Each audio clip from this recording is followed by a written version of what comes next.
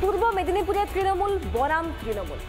অখিল বনাম উত্তম বারিকের দ্বন্দ্ব যেন থামারই নয়। তৃণমূলের রাজ্য সভাপতি সুব্রত বক্সী এলাকায় গিয়ে বৈঠক পর্যন্ত করলেন, তারপরেও দুই শিবিরের মধ্যে বরফ গলল না।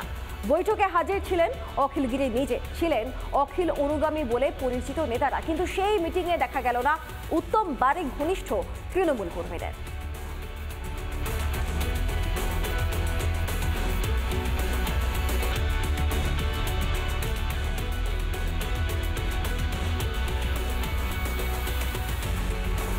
সর্বস্তরের সহকর্মীদের কাছে আমার আবেদন থাকবে, কোথাও যদি কোনো রকম মনোমালিন্য থেকে থাকে তাহলে সেটা মিটিয়ে দিয়ে আপনাকে অগ্রগতি হতে হবে। কোনো গ্রুপ না থাকে বা উপদল না থাকে, দল উপদল না থাকে, তাহলে কিন্তু আপনাদের সব ঐক্যমতের ভিত্তিতে চলতে হবে। এদিকে বিধায়ক অখিল গিরি কি বলছেন এই পরিস্থিতির প্রসঙ্গে শোনাবো আপনাদের।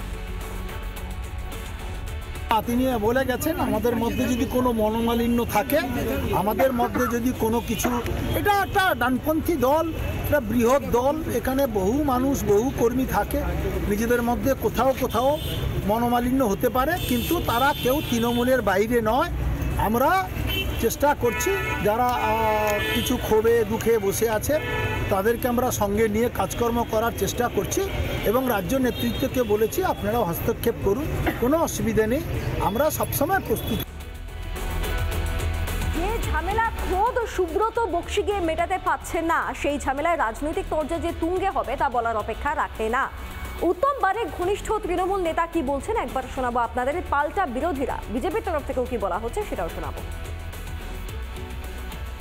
দলকে জিততে হলে বিজেপির বিরুদ্ধে লড়তে হলে এক হয়ে লড়তে হবে, কিন্তু এখন যেসব নেতৃত্ব দিচ্ছেন বা যাদেরকে নেতা তৈরি করে দেওয়া হয়েছে তারা তাদের নিজেদের পায়ের তলা মাটি নেই, তারা জীবনে কারণ নিজের বুথেও জিততে পারে না।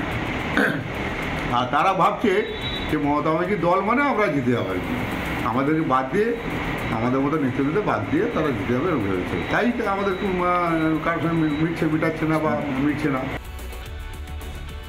আলোর মতো পরিষ্কার, এই চোরেদের মধ্যে কেউ কেউ এখন নিজেদের পিঠ বাঁচানোর জন্য প্রাচীরের উপর উঠে বসে আছেন। কে কে বসে আছেন সেটাও জানি, তবে সেটা এটা গুরুত্বপূর্ণ নয়। তাই চুপি চুপি এসে মিটিং করে এই দ্বন্দ্বকে বাইরে দেখিয়ে আসলে এই মানুষের দৃষ্টিভঙ্গিকে অন্যদিকে ঘোরানোর চেষ্টা করেছেন, এর বাইরে অন্য কিছু না।